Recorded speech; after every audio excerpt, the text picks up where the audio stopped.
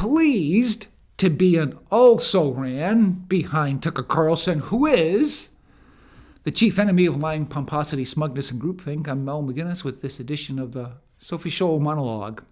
Did you see it, the college presidents before Congress in a hearing regarding the anti-Semitism on campus? Wow, made me think twice about where their mind is at. Meaning, if what had been said about Jews on campus, such as MIT, Penn, and Harvard, had been said about Native Americans, would they have said that's a violation of the code of conduct? They couldn't get to the place where the genocide of Jews as speech on campus did not violate their code of conduct. They threw up the First Amendment, but the First Amendment only applies to the government, not college campuses. These presidents were waffling in their wokeness regarding the venom that has been spewed on these campuses against the Jews. This venom of racial hatred, which makes the Jews try to hide their identity.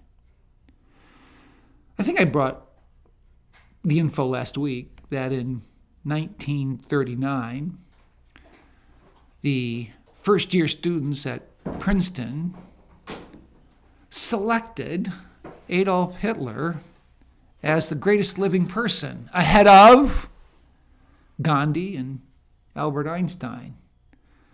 Do a little searching, and you'll notice a book called Hitler's Professors. And in this book by Max Weinrich, who is the research director of the Institute for Jewish Research, he shows the ramifications of Nazi support in German intellectual life. Would that not raise awareness amongst these presidents on campus to say, we better watch this? It just wasn't in Germany in the 1930s. We saw friendly gestures, quote, friendly gestures of Nazi sympathies on campuses in America in the 1930s. And now we're watching this Jewish hatred spill over in ways that make students on campus feel intimidated, harassed, bullied, simply because of their ethnicity. Very thankful for what Eric Metaxas has done in writing a letter to the American church. Meaning, in this book, he delves into what the church was like in the 1930s, so as to alert the church as to what's going on now. We have to be very much on the front line in protecting Jews and what is being said against them. I'd also like to say this. I think you've seen the commercials where there is a graphic showing the dramatic increase of Jewish hatred. Also, on that graphic, they'll put up increased hatred towards LGBTQ, blacks, Muslims. You know what one group's left out? Caucasians. We who are white. If they're going up in every other group, aren't they going up amongst us? That is, aren't we who are Caucasian and white also experiencing an increase? I don't know the statistics exactly, but I wouldn't be surprised if that's the case. However, it's politically correct to do it.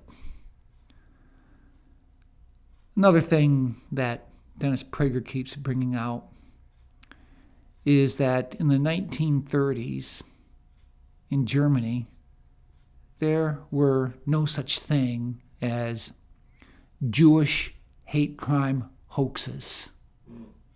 No such thing as that.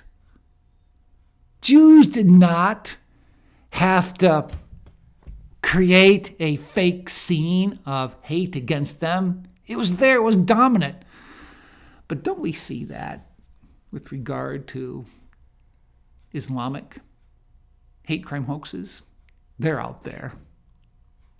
Or black hate crime hoaxes, Jussie Smollett, prime example.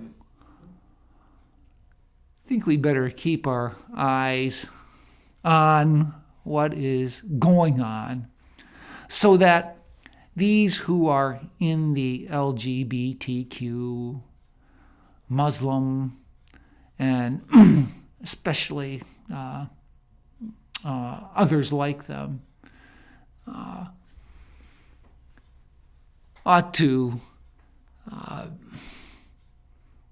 sure, they should not be objects of violence or anything like that, but just keep an eye on hate crime hoaxes. And I doubt if you'll find them done by Jews. Well, unlike Tony Kornheiser of Pardon the Interruption, I cannot promise you'll do better the next time. And unlike Tony Kornheiser, I will wave the flag of sackcloth as a way of saying we need humility in America. Bye for now.